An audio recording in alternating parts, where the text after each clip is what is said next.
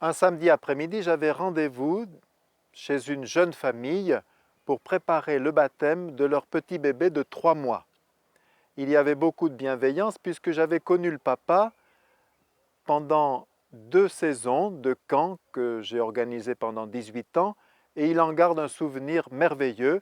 Il avait eu la délicatesse d'aller chercher l'album photo et nous avons évoqué les merveilleux souvenirs qui nous unissaient. Mais tout en parlant, je regardais un peu l'environnement et je n'ai pas vu de crucifix, mais en revanche 2 statuettes de Bouddha sur le buffet. Je ne savais pas bien comment amener la question sur le sujet. Alors nous avons commencé la préparation et je leur ai proposé de lire le mot d'accueil qu'ils avaient préparé pour dire pourquoi ils faisaient baptiser. Et là, ils avaient mis tout leur cœur bien sûr, mais c'était curieux. Il n'était question ni de Jésus, ni de l'Évangile, ni de l'Église, ni du baptême, mais par contre de réussite, de bonne santé, etc. Alors, porté par la bienveillance établie entre nous, je leur ai dit, écoutez, je ne voudrais pas vous tromper sur la marchandise. Je ne fais pas dans les assurances et je ne vous promets pas que le baptême va lui apporter tout ça. Vous voyez, Bouddha, il est tout centré sur lui-même. Il cherche la sérénité en faisant abstraction de son environnement. Regardez Jésus, c'est tout le contraire. Il a les bras étendus, il est plein de sang parce qu'il veut embrasser toutes nos souffrances pour nous conduire tous vers le Père. Vous savez, le christianisme, c'est très facile à résumer. Un chrétien, il veut suivre Jésus. Or, Jésus lui demande des choses impossibles. Aimer les ennemis, pardonner à ceux qui nous ont fait du mal, ne pas se laisser avoir par l'argent, chercher ce qui fait plaisir aux autres et le leur faire, etc. Porter sa croix, c'est très difficile, c'est même impossible. Alors, le chrétien demande à Jésus de venir en lui pour réaliser tout cela. Et ça ne peut pas se faire par décret, ça ne peut se faire que par un rite qui s'appelle le baptême. Par le baptême, nous ouvrons les portes de notre cœur à Jésus. Ils ont acquiescé, je pense qu'il fallait peu de choses pour leur rappeler tout ça. Et 8 jours après, nous avons célébré le baptême dans une ambiance très attendrie. Ils étaient une bonne cinquantaine d'adultes et 14 enfants, mais tous étaient très réceptifs. Merci Seigneur. Oui, nous pouvons faire le bien sans savoir que c'est avec Jésus, mais nous ne pouvons jamais le faire sans lui. Alors, voici quelques anecdotes de ces derniers mois qui m'ont beaucoup touché. Nous avons un confrère dans le diocèse qui s'appelle le Père Roger, qui a un vrai charisme auprès des pauvres, si bien que le Père évêque lui a demandé d'être l'aumônier des manouches. Et il a appris récemment qu'une famille avait perdu un bébé et déjà circulait le bruit qu'il l'avait peut-être étouffé, alors qu'il s'agissait de la mort subite du nourrisson. Le Père Roger est allé chez eux, les a écoutés longuement dire leur détresse, leur accablement, et puis est venue petit à petit dans leur esprit l'idée, si vous y êtes, nous pourrions peut-être passer à l'église. Alors le Père Roger avait préparé le cierge pascal, le petit cierge de baptême, et il dit beaucoup de lumignon. J'avais l'idée de leur faire un chemin de lumière, d'espérance, mais je pensais qu'au moins le papa et la maman auraient pris ces lumignons. Mais je n'ai pas eu assez des 60. Tous voulaient participer.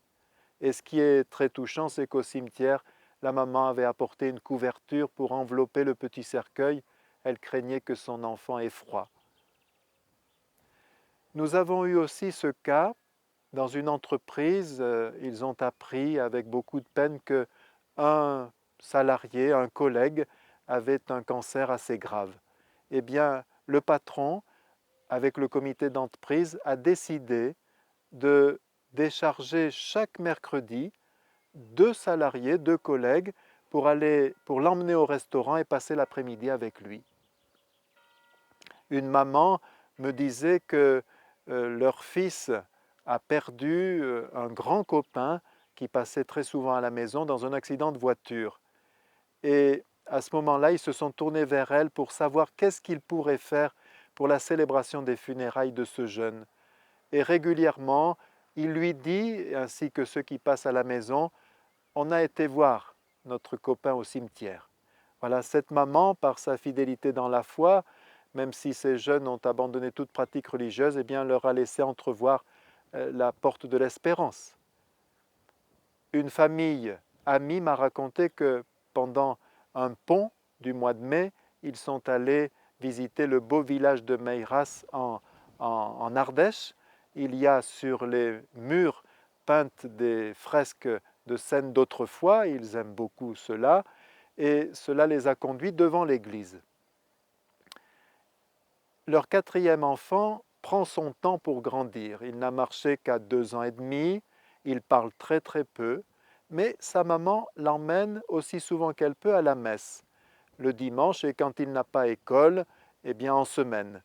Alors il est à la messe comme un poisson dans l'eau. Et devant l'église, ils décident tous d'y entrer, puisqu'ils étaient là. Alors ils essayent d'ouvrir, la serrure résiste. Ils se disent que une serrure d'église, ça ne laisse pas entrer n'importe qui. Donc ils réessayent, mais ils observent que la porte est vraiment fermée, qu'ils ne pourront pas entrer. Et à ce moment-là, le petit Timothée, réalisant ce qui se passe, est allé chercher très loin en lui, puisqu'il parle très très peu, ces 2 mots, Jésus, ouvre, Jésus, ouvre. C'était véritablement un caprice de Dieu. Il a fallu détourner la conversation, puis l'emmener pour qu'il ne se mette pas plus en colère. Au cours d'un rassemblement de Foi et Lumière à Paray-le-Monial, à la sortie d'une conférence, Véronique me dit « Tu te rappelles que tu dois préparer Bertille et Anna à leur première communion ?» Alors je dis en effet, je vais les préparer un peu dans le parc. Anna est porteuse de trisomie 21. Alors j'essaye d'expliquer aussi simplement que je peux la communion en partant du beau geste de faire un fauteuil, un trône au Seigneur des Seigneurs pour bien le recevoir. Puis je les emmène à la basilique parce que j'avais repéré qu'il y a représenté sur un vitrail la communion de la Sainte Vierge par les apôtres. Elle est allongée et les apôtres la font communier. Alors nous y allons et nous nous apercevons que dans cette petite chapelle où est le vitrail, il y a aussi l'adoration du Saint-Sacrement. Alors j'explique un tout petit peu, puis je laisse les 2 filles. Et je vois à ce moment-là Anna, qui est gauchère et qui s'avance la main gauche tendue en disant « Jésus, mon cœur, je t'aime ». Et puis elle est tout près du Saint-Sacrement et elle parle, elle prie, sans qu'on puisse discerner ce qu'elle dit exactement. Je fais signe au bout d'un moment à Bertille d'aller la chercher, mais elle ne veut pas venir. Alors je la laisse un peu plus et puis je vais la chercher et quand je me retourne, j'ai la surprise de voir qu'une quinzaine de personnes assistaient à l'adoration de la petite Anna.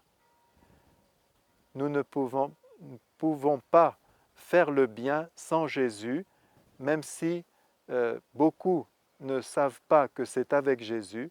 C'est lui qui anime nos cœurs pour nous permettre de nous dépasser dans l'amour.